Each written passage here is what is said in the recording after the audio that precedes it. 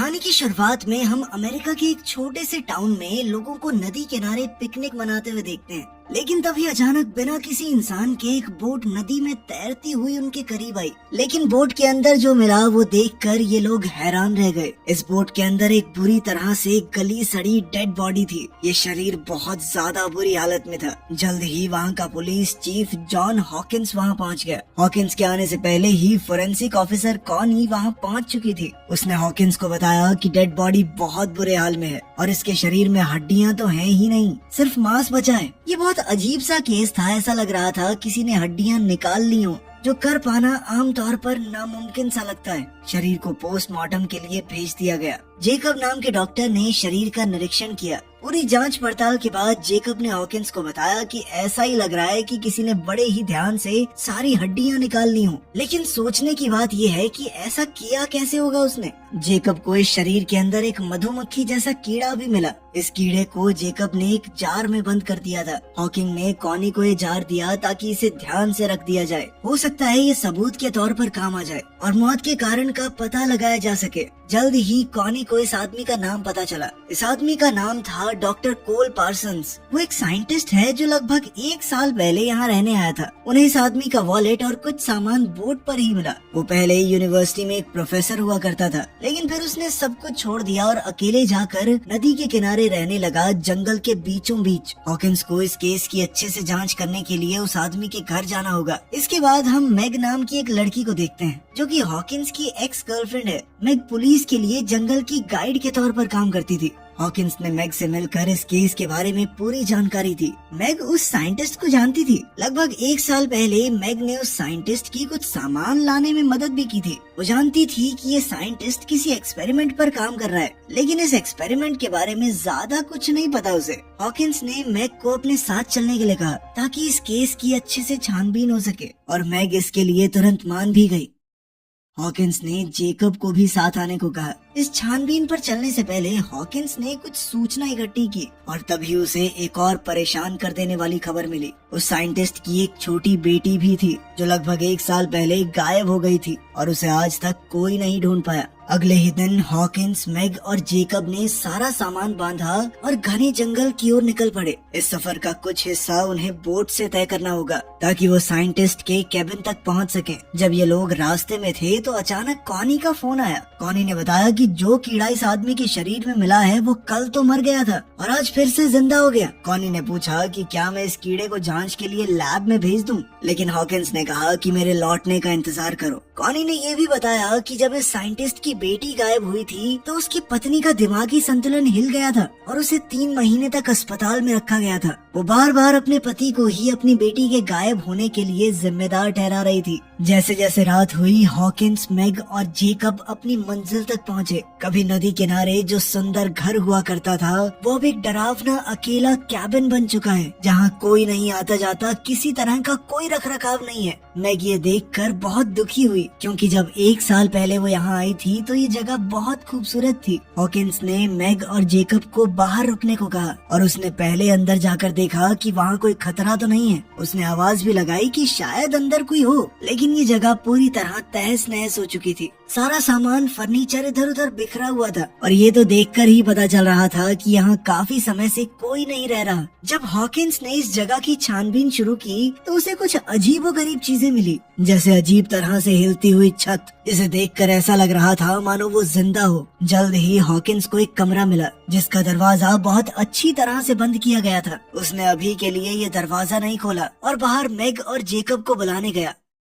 रात बहुत ज्यादा हो गई थी, इसीलिए उन्होंने सोचा कि जंगल में वापस जाना सही नहीं रहेगा, रात को यहीं रुक जाते हैं। लेकिन इस जगह का माहौल बहुत ही अजीब और डरावना था। घर में घूमते हुए भी अजीब और डरावनी आवाजें गूंज रही थी। हॉकिंस ने कहा कि डरने की बात नहीं है, ये आवाजें किसी चूहे या रकून की होंगी, लेकिन असल में तो टेंशन बढ़ती गई। अचानक इस केबिन की लाइटें जलने बुझने लगी, जिससे ये जगह और भी ज्यादा अजीब और डरावनी लगने लगी। जल्द ही उन्हें एक बेसमेंट का दरवाजा दिखाई दिया। उन्होंने सोचा कि नींद तो यहाँ वैसे भी नहीं आएगी, तो थोड़ी छानबीन ही कर लेते हैं। नीचे बेसमेंट में उन्हें एक बड़ी बिजली पैदा करने वाली मशीन मिली। ये अजीब सी मशीन एक बड़े इंडस्ट्रियल चार्जर जैसी लग रही है। पूरी तरह इस मशीन का क्या काम है ये उन्हें भी समझ नहीं आया, लेकिन ये मशीन काफी ताकतवर और खतरनाक लग रही है। हॉकिंस ने जो रिसर्च यहाँ आने से पहले की थी उसमें भी ऐसी किसी मशीन का जिक्र था। इस घर की रसोई में छानबीन करते हुए उन्हें पता चला कि रसोई की अलमारी से कुछ तारें ऊपर की तरफ जा रही हैं। इन तीनों ने अंदाजा लगाया कि जो भी मशीन इस घर में मौजूद है वो जरूर ऊपर वाले कमरे में होगी। खैर जो कमरा हॉकिंग को पहले बंद मिला था वो खुद ब खुद खुल गया। हॉकिन ने अपने दोस्तों को बुलाया और तीनों अंदर चले गए। दीवारों पर अजीबोगरीब फोटोज लगी हुई थी और तंत्र मंत्र से जुड़े हुए रहस्यमय निशान बने हुए थे,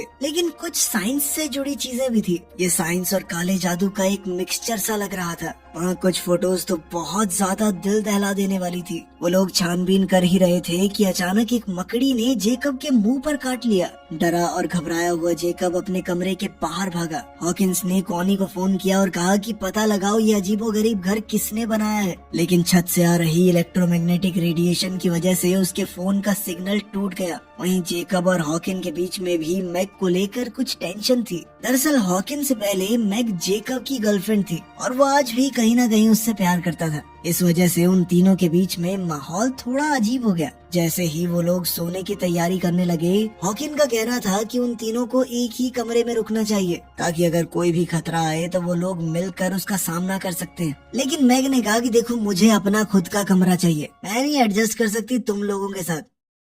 रात को जेकब बहुत बीमार हो गया, शायद उस मकड़ी के काटने की वजह से। कोई भी ठीक से नहीं सो पा रहा था। मैग हॉकिंस के कमरे में आ गई क्योंकि उसे लग रहा था कि इस जगह में कोई बहुत ही बुरी सी शक्ति है। हालांकि उसने आज तक जंगल में बहुत सी रातें अकेली बिताई हैं, लेकिन इस जगह का एहसास कुछ अलग सा है। कोई बहुत बुरी शैतानी शक्ति मौजूद है यहाँ पर। बातों बातों में ये दोनों करीब आ गए और इनके बीच में नजदीकियां बढ़ने लगी। तभी हम देखते हैं कि छत से खुद ब खुद एक सीढ़ी नीचे की तरफ आई। जेकब की हालत बद से बदतर होती जा रही थी। ऐसा लग रहा था मानो वो पूरी तरह से अपने वश में नहीं है। अचानक बाहर से कुछ आवाज आई। मैग और हॉकिंस ने जल्दी से कपड़े पहने। वो हथियार उठाकर बाहर निकले तो सामने एक औरत उनकी तरफ बंदूक ताने खड़ी थी। यह औरत कोई और नहीं बल्कि लिंडा है, डॉक्टर कोल पार्सन की बीवी, जो अपने गुमशुदा पति को ढूंढती हुई यहाँ आई थी। हॉकिंस ने उसे समझाया कि मैं पुलिस वाला हूँ और तुम्हारे पति की डेड बॉडी मिल चुकी है नदी के किनारे। लिंडा को समझ आ गया कि ये लोग उसे कोई नुकसान नहीं पहुँचाएंगे, तो उसने अपनी बंदूक नीचे कर ली। जब ये लोग बातचीत कर रहे थे तो मैग बेसमेंट में गई ताकि कैबिन की बिजली को वापस लाने का कोई तरीका ढूंढा जाए। तभी हमने वहाँ बच्ची की एक डरावनी परछाई देखी जो मैग का पीछा कर रही है। मैग को वहाँ एक गुड़िया मिली जिसे उसने अपने साथ रख लिया। तभी हॉकिंस ने देखा कि जेकब वहाँ नहीं है और वो उसे ढूंढने बाहर चला गया। बाहर जाकर उन्होंने देखा कि ऊपर वाले कमरे में कुछ अजीब सी आवाजें आ रही हैं। हॉकिंस, मैग और लिंडा छत की तरफ बढ़ने लगे तो देखा कि जेकब इस अजीबोगरीब मशीन में फंसा हुआ है। उन्होंने जेकब को खींचकर बाहर निकाला, लेकिन ऐसा लग रहा था मानो जेकब अब जेकब रहा ही नहीं। वो पूरी तरह से खोया खोया लग रहा था। इसी घटना के दौरान लिंडा को अपनी खोई हुई बेटी की आवाज सुनाई दी, जो ऊपर वाले कमरे से अपनी माँ को आवाज लगा रही है। जेकब को मशीन से निकालने के बाद हॉकिन और बाकी लोगों ने जेकब से सवाल पूछे कि ये मशीन आखिर शुरू कैसे हुई है और वो ऊपर वाले कमरे में क्या करने गया था। जेकब बेचारा घबराया और कमजोर सा लग रहा था। वो बार बार यही बात दोहरा रहा था कि मुझे नहीं पता ये सब कैसे हुआ। लिंडा उस मशीन के सामने खड़ी होकर थोड़ा घबराई हुई उसे देख रही थी। मैग वहाँ आई और लिंडा से पूछा कि तुम्हें कोई अंदाजा है कि ये मशीन है क्या। लिंडा ने बताया कि ये एक इलेक्ट्रोमैग्नेटिक मशीन है जो बहुत ताकतवर मैग्नेटिक फील्ड बनाने में इस्तेमाल की जाती है। उसने आगाह किया कि ये मशीन इंसानों के लिए बहुत ही ज्यादा खतरनाक और जानलेवा है। हॉकिंस लिंडा को उस कमरे में ले गया जहाँ वो अजीबोगरीब फोटोज दीवारों पर चिपकी हुई थी। लिंडा ये सब देखकर और ज्यादा घबरा गई। वो अपने पति के साथ 10 साल रही है और उसे अच्छी तरह से जानती है कि ये काम उसका बिल्कुल नहीं है। उसने पूरे कॉन्फिडेंस के साथ कहा कि ये काम मेरे पति का बिल्कुल नहीं है। अब उसे डर था कि शायद किसी बेहद डरावनी चीज ने मेरे पति को अपने वश में कर लिया है। तभी हॉकिंस को वहाँ एक लैपटॉप मिला जिस पर पासवर्ड लगा हुआ था, तो वो उसे खोल नहीं पाया। उसने लिंडा से इस पासवर्ड को खोलने में मदद मांगी। इससे पहले कि वो कुछ करते, उन्हें खिड़की से घर के बाहर कोल खड़ा हुआ मिला जो कि जिंदा और बिल्कुल ठीक था। वो घबरा कर बाहर की तरफ भागे और समझ गए कि ये कोई भ्रम नहीं है, कोल सच में जिंदा है। गुस्से में लिंडा ने कोल को एक जोरदार थप्पड़ दे मारा, लेकिन कोल ने कोई उल्टा जवाब नहीं दिया। उसने कहा कि तुम्हारा गुस्सा जायज है और मारो चाहे मुझे। अंदर चलकर सब लोग आराम से बैठ गए। हॉकिंस ने कोल से पूछा कि तुम इतने वक्त से कहाँ पर थे और यहाँ क्या हुआ, ये घर ऐसी हालत में क्यों है। उसने नदी के पास बोट में मिली डेड बॉडी के बारे में भी कोल को बताया। कोल इन सब बातों को हंसकर टाल रहा था। उसने मशीन के बारे में किसी भी सवाल का सीधा जवाब नहीं दिया। पुलिस स्टेशन में कॉनी लगातार हॉकिंस से संपर्क करने की कोशिश कर रही थी। जो मक्खी उस लाश के शरीर में मिली थी वो जिंदा तो हो ही गई थी, लेकिन अब वो 2 मक्खियों में बदल चुकी है। इसकी वजह कोल की वो मशीन हो सकती है। वहीं हम देखते हैं कि जेकब की हालत अब बद से बदतर होती जा रही थी। उसके शरीर में डरावने बदलाव शुरू हो गए थे। नाखूनों के ऊपर नए नाखून उगने लगे, जल्द ही नए दांत भी, और हड्डियों के ऊपर हड्डियां उगने लगी। वो बहुत तेजी से बदल रहा था। ये सब कुछ शायद उस मशीन की रेडिएशन की वजह से हुआ है। हॉकिन ने कोल से काफी सवाल जवाब किए, लेकिन कोल ने कोई भी सही जवाब नहीं दिया। यहाँ तक कि जब लिंडा ने उससे पूछा कि तुम कहाँ गए थे,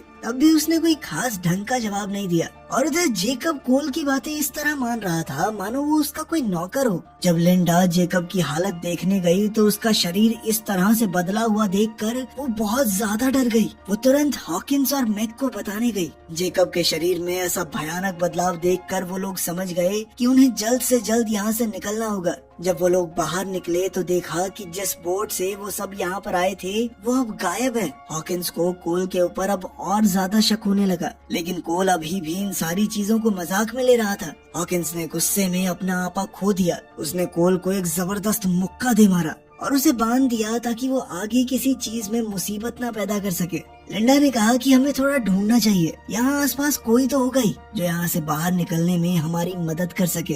हॉकिंस और मैक आसपास लोगों की तलाश में वहाँ से निकल गए। वो जल्द ही एक कैंपिंग साइट पर पहुँचे जहाँ बहुत सारा सामान पड़ा था। रहने खाने की जगह भी थी, लेकिन इस कैंप के अंदर बहुत सारी सड़ी गली डेड बॉडीज पड़ी हैं, जिन्हें देखकर वो दोनों तुरंत वहाँ से दूर भागे। ये घिनौना दृश्य देखकर मैग उल्टियां करने लगी। हॉकिंस ने उसे शांत करने की कोशिश की, लेकिन इसी दौरान मैग ने भावुक होकर कहा कि मैं प्रेग्नेंट हूँ, मेरे पेट में तुम्हारा ही बच्चा है।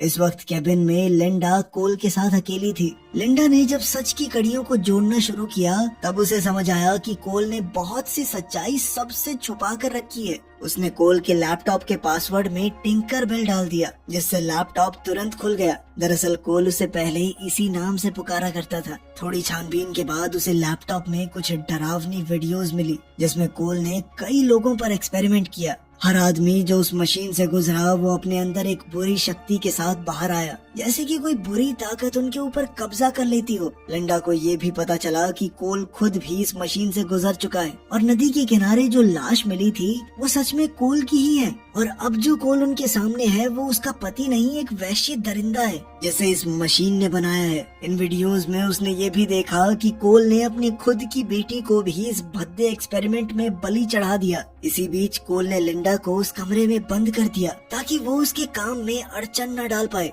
जब हॉकिंस और मैग वापस लौटे उन्होंने देखा कि कोल वहाँ से गायब है। हॉकिंस ने मैग को बाहर ही इंतजार करने को कहा ताकि वो अंदर जाकर देखे कि कोई खतरा तो नहीं है। उसने अपनी बंदूक उठाई और अंदर गया। जेकब का शरीर अचानक अंदर से खुलने लगा और एक खतरनाक जीव उसके बचे हुए शरीर से बाहर निकल आया, जिसने तुरंत हॉकिंस पर हमला कर दिया। हॉकिंस ने अपनी पूरी ताकत से इस दानव का सामना किया। ठीक तभी मैग अंदर आ गई और इस दानव पर गोली चला के उसे मार गिराया। इस भयानक दृश्य को देखकर हॉकिंस ने फैसला किया कि उन्हें इस मशीन को खत्म करना होगा ताकि ये पागलपन खत्म किया जा सके। उसने मैग की सुरक्षा के लिए उसे बाहर भेजा और मशीन को जलाने की तैयारी करने लगा। इसके लिए उसने पेट्रोल और देसी बमों का इस्तेमाल किया। जल्द ही लिंडा उस कमरे से बाहर निकल आई, हाथ में कुल्हाड़ी लिए। वो कोल को किसी भी हालत में खत्म कर देना चाहती थी। जब वो बेसमेंट में पहुंची तो उसने देखा कि उसकी बेटी मशीन के अंदर जा रही है। भावुक होकर लिंडा भी मशीन के अंदर चली गई और इस खतरनाक ताकत का शिकार बन गई।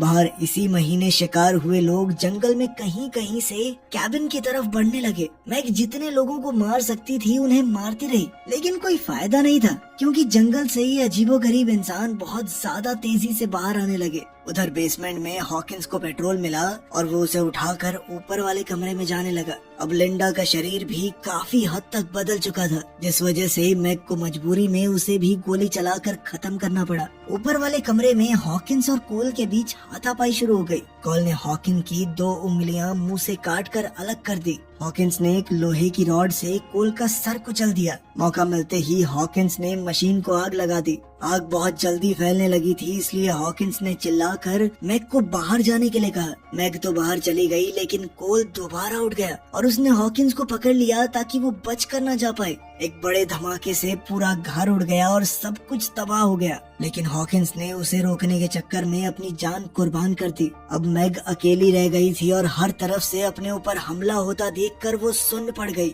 8 महीने बाद हम देखते हैं कि मैग अपने घर पर एकदम सही सलामत है। कॉनी उसके पास आई ताकि हॉकिंस का कुछ सामान उसे दे सके। जैसे ही कॉनी सामान देकर गई, उसने ये सारा सामान जला दिया। इसके बाद हमने देखा कि मैग का सड़ा गला शरीर पेड़ के नीचे पड़ा था, जिससे पता चलता है कि असली मैग तो मर चुकी है। ये मशीन का बनाया हुआ एक बहरूपिया है और ये पक्की बात है कि उसके पेट में जो बच्चा है वो भी आम तो नहीं होगा। वीडियो पसंद आई तो लाइक कर देना, चैनल को सब्सक्राइब कर लेना। मिलते हैं अगली वीडियो में।